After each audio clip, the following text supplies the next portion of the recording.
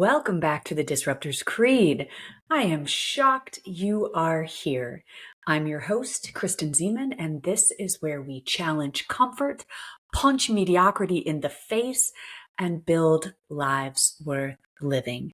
Today's guest is Greg Scheinman, founder of Midlife Male, podcast host, author, speaker, and all around badass who's redefining what it means to peak in your 40s and 50s and beyond. His content is technically for men, but let me tell you, Greg's message hits harder than most of the so-called women's empowerment content out there because he doesn't sugarcoat it. He lives it and he owns it. Now, here's something I didn't expect during our conversation. Greg changed my mind about something. I have spent a lot of time trying to convince people to care about their health, their wellness, their performance.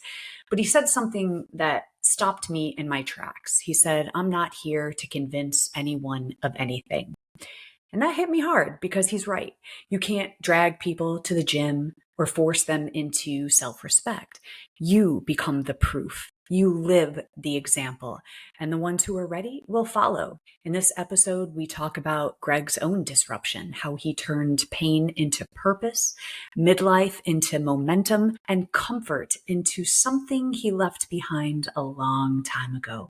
Then we'll flip the mic towards you and how you can apply these same principles in your life. So let's go. This is Greg Scheinman, and this is the Disruptor's Creed.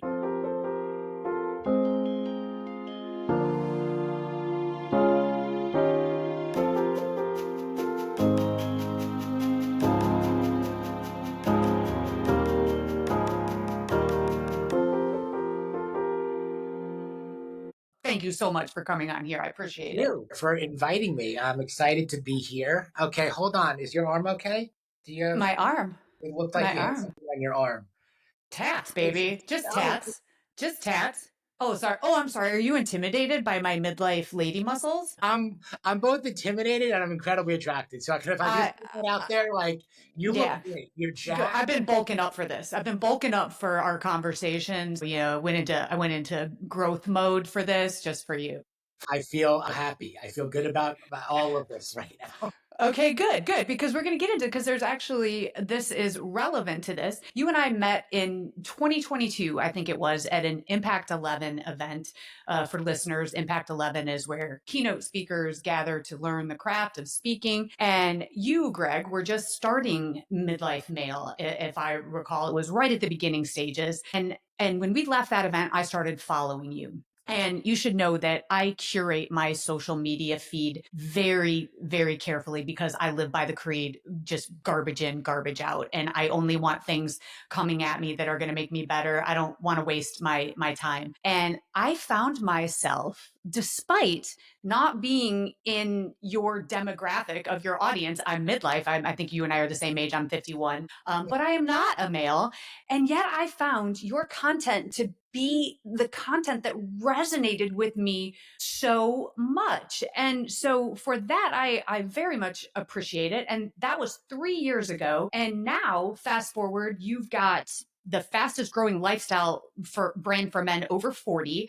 You've written a book, you've done a relaunch on your website, you got a podcast, you've got a magazine in the form of a flagship newsletter that you're delivering weekly. And between all that, you freaking walk the talk. So thank you for taking a breather to be here. Well, thank you. Wow. Okay, we're gonna end the interview there. Okay. So Okay, thanks for showing up, everyone. let's fall off the floor. I can only go down from here, right? So thank you first and foremost for all of that. It's interesting to hear. Okay. And maybe you get some of this too, because it's hard to listen and hear about yourself when we also know what we're going through, what we've gone through, what is going to happen the minute I get off of this podcast with you and Sure. you go back to everything that's going on in our respective real lives. And I think, what I hope for, and I think you hit the nail on the head here, is, just trying to be relatable and credible and a little bit aspirational. Mhm. And it also isn't that my content is specific for midlife men or in general or any age or stage. I actually think what we're doing at Midlife Male really is for everyone. Yeah. But, or I would say, however, I'm a 52-year-old midlife male. This is the lens that I am seeing things through and experiencing life. So it's the lens I've chosen to speak to and speak from. And I hope that lands and resonates with as many people as possible. And I think what we're seeing is a connection on this kind of like shallow and wide Yeah. for the masses. Yeah. But what we're also getting really, really good at is this narrow and deep. When the Yeah. funnel is narrowing down to a very specific demographic of men who are looking to live happier and healthier and wealthier and stronger and longer and have more fun. And they just don't know how. They're just Yes. struggling with the how part. So Yes. Well, that's where I think the story begins, is that you have so many people in this place in time called midlife that so many people are actually viewing as the end of their lives. Is that when I turn 40 or 50, that's it. I've already hit my peak, and then we have what we call the midlife crisis, which is bullshit. So take me back to the moment that you realized midlife wasn't a crisis. It's a calling. What snapped you out of that default mode to say, yeah, bring it on. This is going to be my best self in these years. sure. First thing is, I'll say it wasn't one specific thing. At the same time, it was a series of situations, circumstances, life. It's the 30s, 30s to 40s, 40s to 50s, different seasons. And along the way, situations and circumstances, one thing I say, situations and circumstances can either defeat you or define you. Retweet. I've gone through a series of these. And for a period of years, I was letting a lot of my situations and circumstances defeat me. And the culmination of this was I found myself at 47, and I'm now the same age as when my father passed away. I am a partner in a large firm. I'm sitting in my car in that reserved parking spot that the partners have. I have the office on the 25th floor of the building overlooking downtown Houston. I have the multi-million-dollar book of business, the equity, beautiful family, wife, kids, the house, the private school tuitions, the car, all of it. And I can't get out of my car. It's my 10-year anniversary with my firm. And I'm sitting there going, is this it? Is this the best? This is the City Slickers moment. This is all there is. I'm going to look, the best I'm ever going to feel, the best I'm ever going to do. And you know what? It's not that great. Yeah. And it's all my own. And what I came to realize, it was all me. Yeah. It wasn't anybody else's fault. It was, what am I going to do about this? Yeah. And that was really the tipping point of starting to ask these questions. Because like I said before, I knew why I wanted to make changes. I wanted to get healthier, wanted to get happier. I was doing too much. I wasn't responsible with our money, impulse purchases, dopamine hits, hustle, grind, all these things. And from the outside looking in, everything looked great. Sure. What did I really have to complain about in there too? But Yeah. I was at that point where, like I said, I knew why I wanted to make all these changes, but I didn't know how. And that was the day I started to explore, okay, how am I going to do this? Right. Okay. So do you think then, based on what you're saying, they say that change comes when there is a significant emotional event in your life. You've mentioned a few: losing your dad, reinventing your career multiple times. You've lived through more than most. So would you say that it was a pain point that lit the fuse for this mission? Or would you say, as you were sitting in that car, by all intents and purposes, feeling success with the firm, would you say that, I've heard you say before that success isn't about income, it's about outcome. And so was it in that moment where you were just thinking, if this is success, then I want more? Or was it more of the pain point? And the reason that I'm trying to delve into this is because there are so many people who are stuck, who are helpless, which I call learned helplessness, which is just a polite way of saying they're victims. And they want to know how to get out. And is it a pain point? Is it something that hurts so bad? Or is it just when you finally open your eyes? I think it can be all of the above. I think it's different for all of us. I do not believe you have to hit rock bottom to start turning things around. I believe there are people out there that need to hit rock bottom to turn things around. And there are people that hit rock bottom and never turn things around. And there are people who live very mediocre and quote unquote successful lives and don't do anything about it. Yep. And they flounder around in the middle. So I think all of these exist. And I've now worked with hundreds of men from a coaching perspective in our community. We're reaching over 20,000 every Sunday now with the newsletter. I've interviewed over 250 of the highest performing middle-aged men in the world for the podcast and the newsletter now.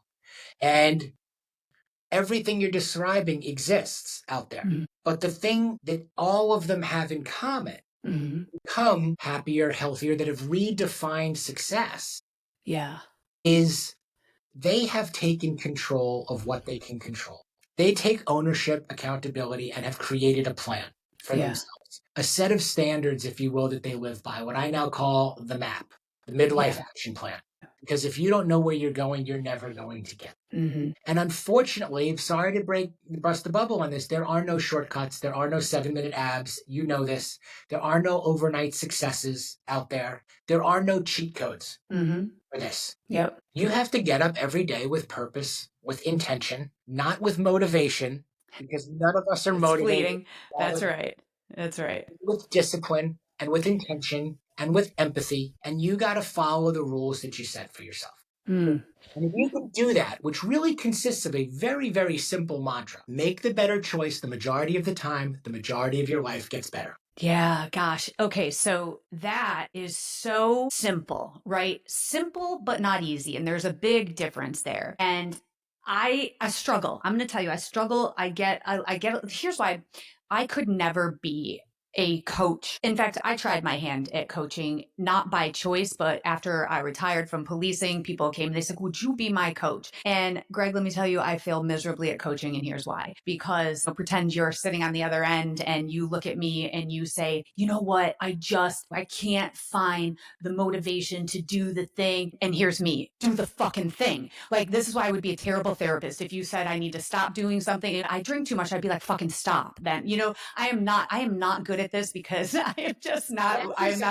You're very good at it because, quite frankly, that is the very simple better one or better two in the equation. Yeah, but it's not well received. I mean, and maybe this comes from my background of being raised in a police department, and I use the word raised very deliberately because I started in my PD when I was 17 years old. So 320 person police department, and so I had 300 older brothers that took great care of me and also bullied the shit out of me. So I'm just so very matter of fact, right? And so, but to get back to this thing, here's what frustrates me the most. When you say you have worked with thousands of men, you say these words: we have the power to pour rocket fuel on our goals and live happier, healthier, wealthier, stronger, and have more fun in our 40s and 50s and make this next phase of life our best phase, right? That is a quote from you. This is a no-brainer for me. Then why do you think that you have to convince men or anyone, women,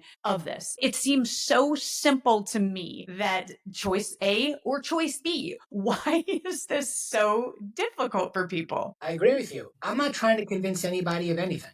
And I think that's one of the reasons we're, quite frankly, doing well at Midlife Male right now. And quite frankly, you and I get along. And quite frankly, because that takes a lot of energy, takes a lot of bandwidth, takes a lot of time to try to convince people of things. What do I think is far more effective? Living and leading by example. Yeah. Living your message every day. I don't want to be out there ranting and raving and trying to convince you of things. I'm right, you're wrong. I believe that if I show up well as a husband, father, provider, man, live by my mission each day, by the standards that I've set, the choices I make and the actions that I take, then my goals that I've set will become inevitable. All I'm trying to do is show individuals out there, all of them, not just midlife men, that this is possible. And not only is it possible, but it's highly probable for you to accomplish and achieve these things and live this way if you are willing to do the work, to, again, make the better choices the majority of the time. Not perfection, but the majority of the time. And you hit the nail on the head. It is simple. There's nothing proprietary about what I do. There is nothing revolutionary about what I do. There is nothing technologically astute. There's no AI. It is mastering the middle. I'm going mastering the middle. And these are the basics. The basics work. and the Right. fundamentals work, and you can't build on an unstable foundation, what are we talking about here? Let's build a solid foundation, something you can feel good about, something you feel proud about. When you wake up and you look in the mirror, Mhm. this life by design, not by default, feels better. Yeah. And all you have to do is keep asking yourself that question, better one or better two. Do I sleep in today or do I get up and go to the gym? Do I go to the drive-through and plow my face with a bunch of fried, fast food, or do I do a little meal prep? Do I kiss my wife in the morning before I roll out of bed, or do I ignore her, Yeah. take her for granted because we've been married for 25 years? Sure. Do I leave the office a little bit earlier and make sure that I show up at my kid's game and I put my phone away and I'm actually present? Did I invest $1 or spend $1? You could go down these lists of questions all day, every day. And you stack these little wins. And when you do that, that's where the momentum comes. Right. That's where the actual motivation comes from. It comes from doing the work, taking the actions, being disciplined, making Right. better choices. It's not just motivation and consistency, which we hear all the Sure. time, the buzzwords. Mhm. All of us Right. are motivated again all the time. And by the way, all of us are consistent. Mhm. Some of us are just consistently making poor choices. I was gonna say, yeah, Some of us consistent in a bad way. are making better choices. Yeah. Guilty of both. There was a period of my life when I was incredibly consistent. I was consistently smoking, consistently drinking, consistently Mhm. working too hard, consistently staying out too late, consistently sleeping too late. I was incredibly consistent. Yeah. And it created incredibly consistent results, very poor ones, Sure. for how I felt. Yeah. Yeah. Yeah. That's what we The buzzwords are so interesting about just the momentum, the habits, motivation, I think you hit it. It's just life is one series of choices after another. And those choices are going to result in outcomes. Is it a good outcome or a bad outcome? Again, a consistent outcome nonetheless, but is it good or bad? But you mentioned the foundation. So let's talk a little bit about confidence, because I have this theory that confidence is, I think, absolutely the foundation of all things in our lives. When I look back on my career and I have seen autocratic bullying leadership, there was behind it all was an insecure little person that treated others like crap because they didn't feel good about themselves. And we look at personal relationships and even people that are out there bullying and attacking. To me, it seems like you can just pull that thread of a lack of confidence, which makes them show up in a cocky way to overcompensate. I think people who have confidence don't have to tell you how amazing they are. You can just see it. So the way that we feel about ourselves dictates how we show up in the world. Do you think that's something that is forged, or do you think it is innate that we have these certain level of confidence? And of course, we can look at based on our background and our experiences, but just confidence in general. Do you think I'm off on that being the root of all things? I don't think you're off on it. I think confidence is I think some people are born with greater degrees of confidence. I'll just use my wife, for example. My wife is incredibly confident. She knows who she is. I've always admired that about her. She's not putting on airs. She's not trying to impress anybody. And she knows who she is, and she has that quiet level of confidence where she has no issue saying no or not going somewhere or doing anything. I wish I had that. Yeah. And I'm not a confident person by nature. Inherently, I'm not. I am a galactically insecure. Sure. But wait, is that confidence? Or because to me that sounds like that sounds less like confidence and more of like she doesn't look for external validation. She doesn't give a shit. If she says no to the thing that she doesn't want to go to, she doesn't care what people think. Do you think that is that in alignment with confidence? Because I'm not sure. I think you have to be confident enough in yourself, have that level of security, and again, that level of discipline to carry yourself that way. I've struggled with confidence my whole life. And I think it's a muscle like anything else that you can work on.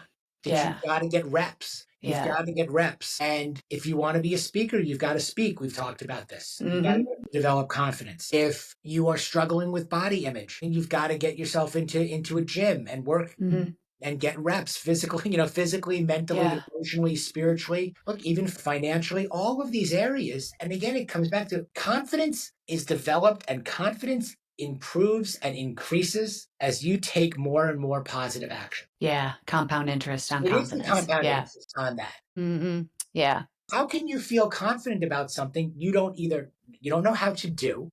Yeah.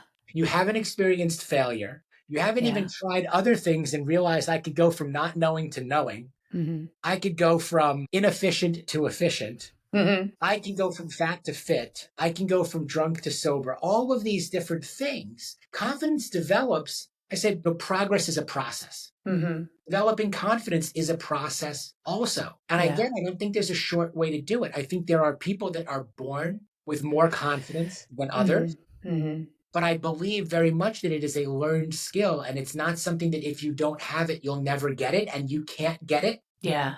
I believe Sure. you can, but for somebody like me, it's been much more incremental. Mm-hmm. Yeah. Yeah. And I think confidence and courage are linked. Same with, gosh, if you actually even throw in the word, discipline in that, we talked about discipline a little bit. And that what I think has come down to choice A or choice B. In the moment, does this current version of me in the moment wants the quick thing, wants the fast food, wants to do the lazy thing. And then when you say, but the future me will appreciate choice that I have made. And when we go back to confidence, I feel like there's some interconnectedness here, because confidence to me is built. And again, I think you're right. We are born into this world with varying levels. And I think that has a lot to do with nurture as well. Did you have parents that said, you're great, you can do anything, and that gave you, showered you with love, and you're born into social status, financially stable? But for pretending that none of us are born with confidence, I think it is built. I think it's built by the first step is the promises you keep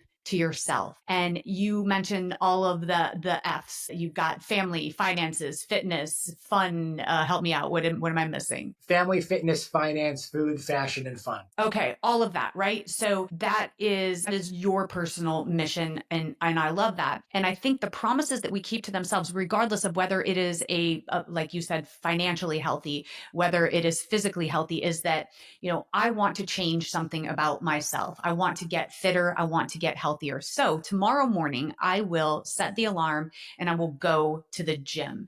And then that alarm goes off at 6 o'clock, and you break the promise to yourself. And that confidence shatters just a little bit. But if you get your ass out of bed, even though you're warm and fuzzy and comfortable, and you go do it, you feel confident that you just kept a promise to yourself. If you choose that food that's better, if you choose to save instead of spend, that is building confidence. It is absolutely the reps that you take, but I believe that they are promises, and so many people break promises to themselves. And that's just my hypothesis around confidence, is that it can be built, but it's the self-talk and the promises. Well, let's break it down a little bit.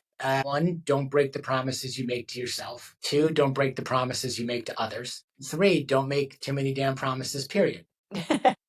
And those are the things that happen that can either help or hinder our confidence. Mm-hmm. A lot of us, myself included, spend time breaking the promises that I made to myself. I say I'm going to do something and I don't do it. Mm-hmm. Mm-hmm. You look in the mirror, you know whether you did or you didn't.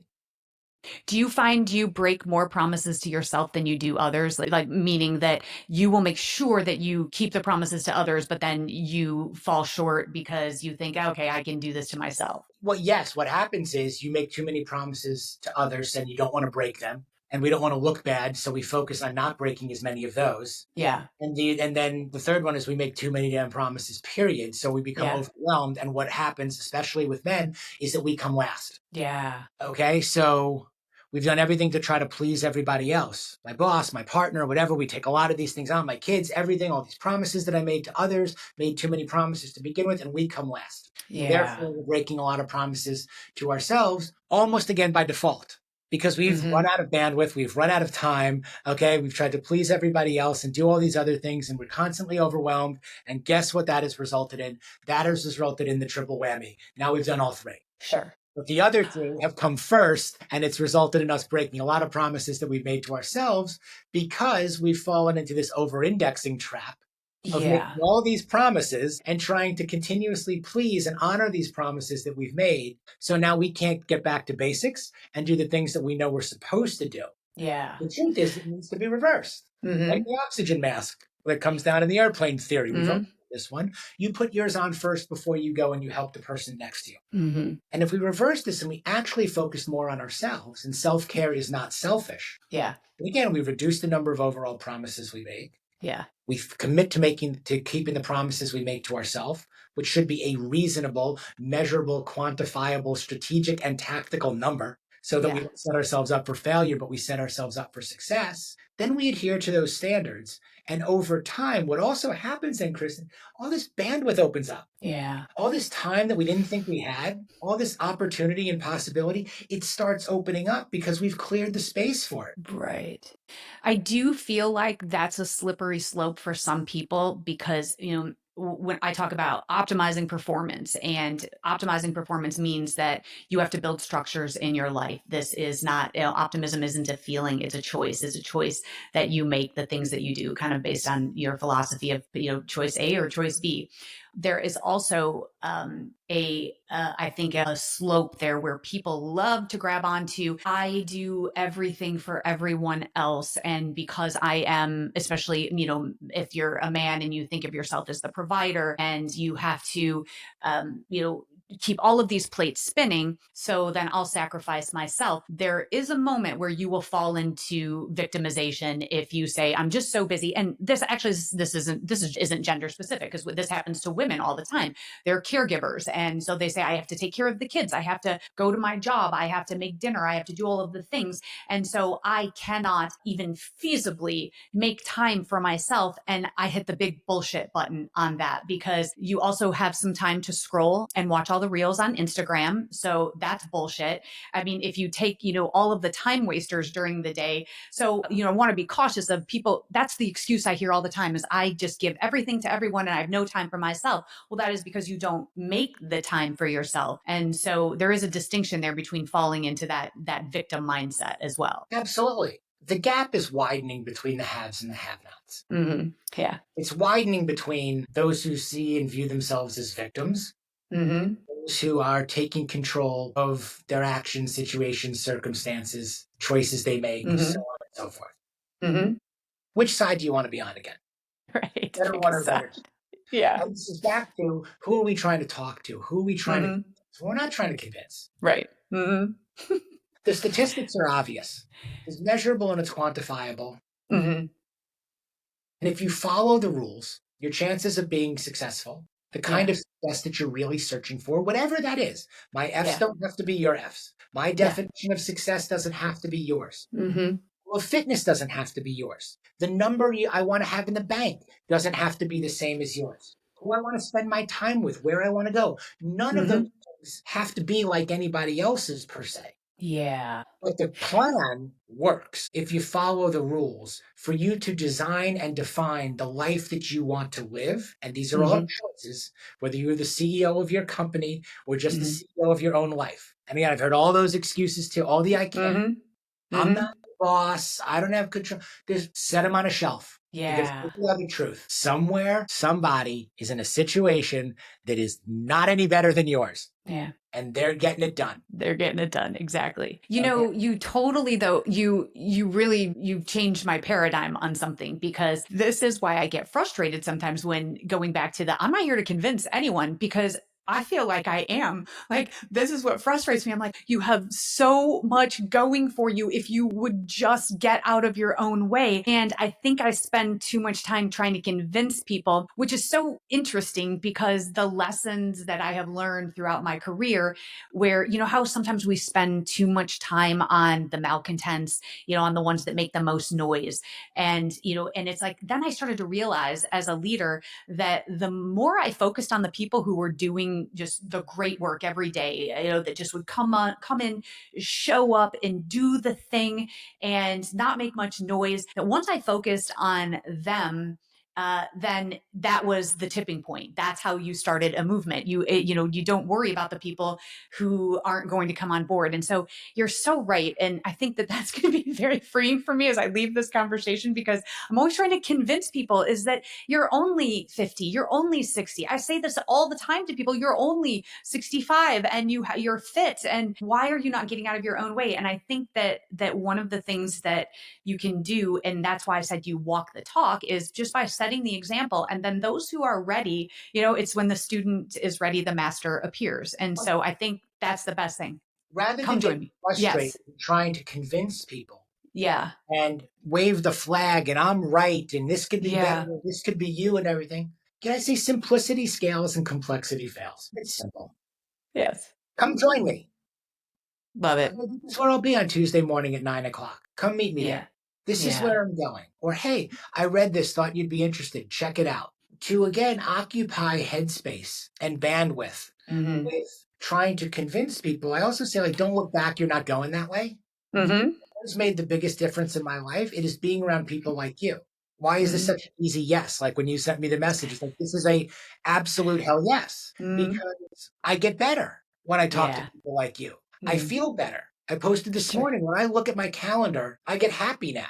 I get inspired. I want to also show up and keep up, get invited back. Like that's where the motivation comes from, and the Sure. discipline. And I spent years looking at my calendar and feeling the opposite. It wasn't inspiring. I didn't want to do business with those people. I didn't want to go to that event at night. I didn't want to do all those things. And we go back to what we were talking about, that you can just stop seeing aging as something to fear, and you can start to see it as something aspirational. Sure. And when you do, you just start again to make the changes that you need to make with that perspective. Yeah. Instead of fear, what about hope? What about possibility? What about embracing curiosity? What about trying something different? What about putting yourself in a different room, a different environment, a different place to gravitate towards individuals that could help you get where it is that you want to go? And I will tell you, those places and people exist. What stops individuals is that fear of getting started. That I know why, but I don't know how. Where do I go? How do I find it? What's going to happen when I get there? How do I pay for it? All of these, like, these are the real questions and the real challenges that need to be addressed. And they need to be written down, and they need to really be well thought out so that you can, again, develop an actual plan and pick it up and follow it. Yeah. When you have that, it is remarkable what happens, because we're all familiar with KPIs. I mean, look, you're one of the best leaders around. We're all familiar with KPIs, quarterly reviews, standards and practices, how we get paid, how we get a bonus, what would get us fired, all of these other things. But when I ask guys if they have it for their life, blank, nope. Yeah. You've got performance for everything. You know, all these.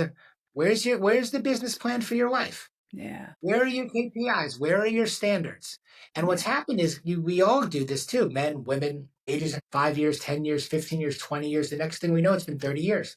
From your first job, call it at 21, you graduate college. I'm 52 right now. Next thing you know, it's 30 years. And go, this all has just kind of happened. Yeah.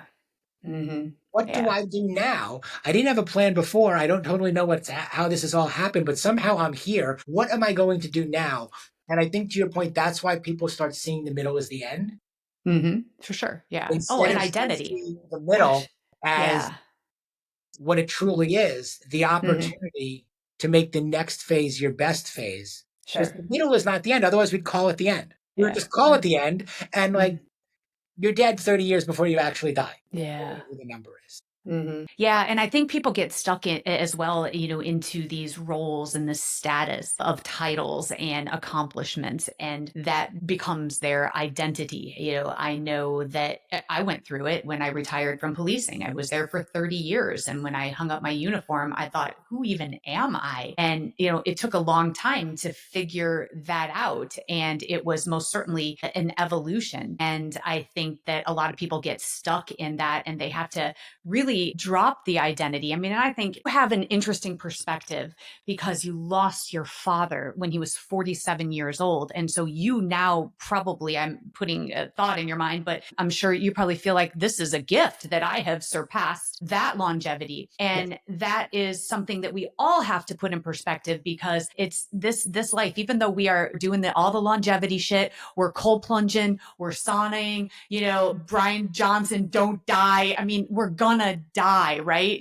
So we have to put that into our perspective and go, what a privilege it is to be 52 years old. What a privilege it is to get older. Now, how am I going to maximize my health span? Not necessarily my lifespan, because sometimes that is left to, who knows, biology, but there are things that we can do to make our health span better. And it's just an interesting mindset that people have, where they have this identity crisis and then they think it's over. You raised so many good points here. One, I lifted up my arm as you were talking to get the shine off of my bald head. And I realized this is the date my dad passed away. So January 16th, 1992. First, yes, when I hit 47, part of that tipping point kind of rock bottom moment of, okay, now it's the time to start making some changes was opportunity. Like, wait a minute, I'm actually in bonus time. Like, I'm like a day past where he made it to. So I'm in bonus time right now. And again, that's where I could pour rocket fuel on the next phase of my life, or I could squander all of these opportunities. Yeah. Which one sounds better? Which one would make him prouder? Love that. Stage? So yes, do I have that perspective? Do I wish that perspective on anybody? No. Like, trade it all to have him back? Absolutely. So but it does give you perspective on, because I also think the opposite happens to a lot of individuals too. They don't experience hardship. And because of that, they take for granted there's always time. I have time to get here. I have time. When I retire, I'll do this. When I'm this age, I'll do that. When I make X number of dollars, this will be wonderful. When I do this, I'll have more time for the kids or my parents as they're aging, because they, for better or for worse, have not experienced anything happening out of order. So it's not going to happen to me. I'm not going to get cancer. I am not going to not be able to walk at a certain stage. And even as we start hearing certain things that happen as we get older, we all know somebody now that's gotten sick and passed away in our 50s. We know, we start hearing more frequently, hopefully not, but of things. Oh, did you hear what happened to so-and-so that you went to high school with? And this one passed away, and this one got sick. And this divorce, and the business crashed, and this happened, and all. So you can't live thinking that it's never going to happen to you and that your time is unlimited. And the other points that you were making, biohacking and Brian and all these other, you got to enjoy the life that you have. I think what's stopping a lot of individuals and what's paralyzing a lot of individuals are these extremes. Yeah. In order for me to be healthy, I have to do 800 different things, cold plunging and sauning and get my blood work done and taking 85 pills and hearing on. And that's scary again. And the gap seems so wide between where I am today and what everyone's telling me I have to do. Sure. And it doesn't have to be that. Yeah, absolutely. Again, basics over biohacking. I think terms like optimization and even maximization and dominate the day and whatever. It's like, let's just chill out. Chill out. What does a good day really look like to you? And exactly. And then how many of those can I string together? Yeah, exactly. We're not cold plunging every day. We're not in the saunas every day. There's not 7 days a week of perfect fitness and perfect food and perfect. That does not exist. Right. I hope again that those are the things that land, which is again about perspective, about reality, about again, how do we build a life that really matters and that defines our metric for success, not anybody else's. And you can practice resolve around that. And you can be focused on producing more than you consume. You started the conversation with that. Who I follow. Like, when did that become even a thing? Like, I don't even like the term. Like, I don't want to follow people. Right. Yeah. I want to be around great people. I want to learn from great people. I don't just want to blindly follow them. And how many people do I need to watch doing push-ups every day? Right. Yeah. There's a couple things there. One, just about moving the goalpost and how everyone thinks that they have to achieve more or, achieve more success. That goalpost will always move. And that's why, happiness and all of the studies that have been done in the science of positivity show that no matter, what level of success is, like, you get there and then you just keep moving the goalpost. And that means then that you aren't focused focusing on other things. And we've also learned through the Harvard study in longevity that at the end, it's been going on for 85 years, and they've interviewed people at the end of their lives. And the one thing that they say is that all of that was bullshit. And it's the human connection that matters most. It's the ecosystem that you have built of support and love. And so many people have the shiny watch and the great car, and the hot girlfriend, and yet they're miserable. They're hollow bunnies, and so it's figuring out what your substance is. And then I just want to absolutely underscore something that you said there, the cold plunging. Listen, I drink that Kool-Aid, and I started out, with that whole miracle morning where, I got up and I did the thing, just to follow it because I was like, this is cool. I'm the people who I follow and I admire, kind of what you said is like, I want to show them. I don't need to convince them. So I started doing that. And the truth is, though, it freaking made me better. I sprung for that cold plunge. I think of when I get in there and I think, what does this actually do for me? Is this Wendy? Is this bullshit? And then I think the Kristen before I get in there is just, she's sluggish, but in 3 minutes, when even though it feels like shards of glass on my body, I'm like, in 3 minutes, I'm going to feel like I can run through a goddamn wall. And I do. I get out of there and then I go to CrossFit. So I don't know. I mean, the science shows that it's great, but listen, the point is you don't have to do those extremes. It's just whatever that you do that moves the ball forward just a little bit down the field for you. Choice A, choice B. I love that. It couldn't be more simple. I call this, the ACE principle: aggregate, curate, and eliminate. Yeah. The aggregate is from there's so much noise and information and misinformation and everything out there. Yeah. You've got to aggregate from that.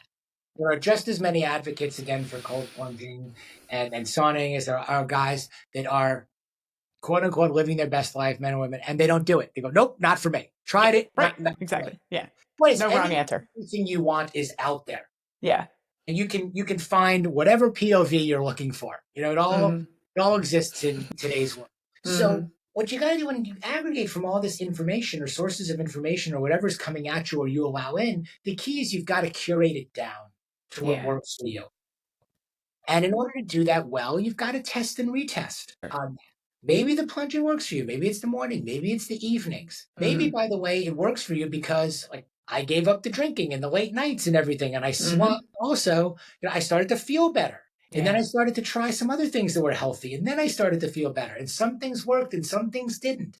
But you start curating it down. And then the key is you've got to eliminate what doesn't work for you. And say, you know what? Might be statistically wonderful. Okay. It might be fantastic, for George, whoever, but it doesn't work for me. And if you aggregate, curate, eliminate, that helps get you back to your standards, developing your personal operating system. Sure. Because if you line up again, the CEOs, the entrepreneurs, the executives, the authors, the speakers, the police chiefs, the astronauts, whatever spectrum of individuals you want there, and you ask them how they see it, they're all going to tell you. And there's all differences in their operating systems. We go about doing things. But the same is that they have one. Yeah, that's right. They can tell you what their routine is. They can tell you what's worked for them. They have an actual plan. So those are the things you get into. Okay. Knowing what's important is what's most important. It's a very individual thing. Yeah. You don't know where you're going, you're not going to get there. Got to have a plan. You're not aggregating, curating, and eliminating. How do you know what's in it? Not putting it on your calendar and show me your calendar, I'll show you your priority. It doesn't exist. That's and if right. You're not being kind to yourself. I say gratitude and latitude. Number 5, we beat ourselves up constantly. Yeah. Not being kind to yourself throughout this entire process, your chances of success are going to go down significantly. For sure. And I think that is a place to wrap it up with one big bow. I know that there are people out there listening who are stuck and they're paralyzed because they don't know where to begin. It's that overwhelming, input of everything coming in, of all of the things I should do. And you answered the question. That was going to be my question, is where does a person start? And you said it. You start from where you are with little things. What works? You don't need to go buy $1,000 cold plunge to figure out that maybe in the morning you need to get up and walk to the end of the driveway if you can't run a mile. And that's where I think people fail, is because they set these lofty goals as, you know what, I don't run, but I'm going to run a 5K. And then they walk out the door and they collapse. And it's just walking to the end of the driveway driveway and then one step further every day. And as you said, introducing things in your lives, what is working and what isn't? Is drinking working for me? I mean, that's been a question that I've had to ask myself. And the answer is no. As much as I want it to, it does. I feel like shit. So income, input, outcome, right? And so I've eliminated that for the most part, and so I think it is just for everyone, there is no magic pill and no one is coming to tell you that you have to do it. You're a grown ass person and it's a promise that you make to yourself. And I think that you've encapsulated this well. And I could keep you on here all day and just pick your brain and talk about all of this, but I want to be respectful of your time and thank you for all of the wisdom that you have spewed forth today on the Disruptors Creed. This disruption podcast is about people who are disrupting their lives and their organizations. And you are doing that not just for yourself, as we have seen, but for so many men who need this on their own personal journey. So thank you for what you do. Thank you very much. Look, I appreciate it. I'm a huge, huge fan of yours. You know that. I love you. So this is an honor and a privilege to be with you. And I just hope that we're out there, again, leading by example to change some of the stigmas and stereotypes around this feeling of middle age. Again, like you said, flip the switch on the crisis. And we have a tremendous amount of opportunity, hope, and possibility ahead. And you can go from stuck to unstuck. And I'll just end with this. I think that people aren't stuck because they can't find their why. They're stuck because they either don't know how to achieve it and won't ask for help, or they're unwilling to do the work required. And you hit the nail on the head with all of this. If you want to be a disruptor, it's going to take work. That's right. Where can people find you if they want to look more into this, if they want to jump on this midlife male transformation? Tell them where to look. Thank you. Very simple. Just go to midlifemale.com. Okay. Everything is there. You can subscribe to our newsletter. You can get my How to Maximize Midlife Guide, which is free, which is for anybody, any age, any stage, any gender. I mean, there's the plan. It's right in there. You can get it for free. And information on our Inner Circle community, buy my book, coaching. It's all at midlifemale.com. So go there and I hope you like it. Perfect. And I'm going to keep showing up to Midlife Male, even though I'm a chick. I don't care. You can put your little no girls allowed signs up, but I don't care. I'm going to kick down that door. We have it. Everybody is absolutely allowed in there. We have a really significant percentage of women that read our stuff every single week for different perspectives on this. I interview and talk to women all the time. Mm-hmm. There's our lens, and hopefully we're also leading the younger generation in a way that they can avoid all of these stigmas, stereotypes in the crisis and never get into it at all. That's right. Yes. Be better than us. Yeah. So they don't have to go to hit rock bottom and go through all the crisis. They can figure it out early. That's true wisdom. That's true wisdom. So thanks so much, Greg. I'll see you next time. Appreciate it. Take care.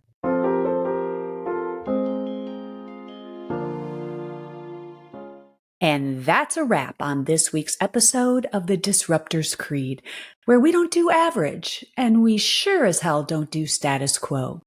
It's produced by me, Kristen Zeman, because I like to be in control of everything. Musical score is by Ethan Reardon and Jake Zeman, because talent runs deep in this gene pool. If you like what you heard, do that thing. Click subscribe, like, follow, or whatever button keeps this chaos flowing into your ears. And if you didn't like it, you probably need it more than you think. Head over to KristenZeman.com and sign up for my weekly brain droppings, where I dump thoughts, disrupt your thinking, and hopefully light a fire under your ass, all conveniently delivered to your inbox every Monday. You're welcome. Now go out there and cause some good trouble. Until next time, keep on disrupting, my fellow disruptors. Onward and upward.